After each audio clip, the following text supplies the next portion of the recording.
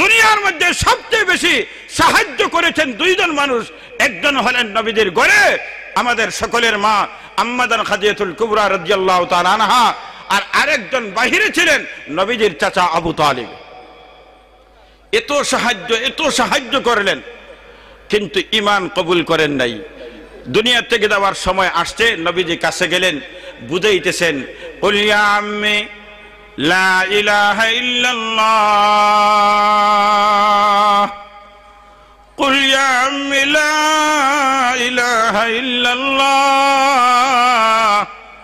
উহাজ্জু লাকা বিহা ইনদাল্লাহ। ও আমার চাচা আবু তালিব, একটাবার তোমার জবান দিয়ে লা ইলাহা ইল্লাল্লাহ উচ্চারণ করো, কারণ এই সময় তোমার কলমা কিন্তু কবুল হওয়ার সময় না।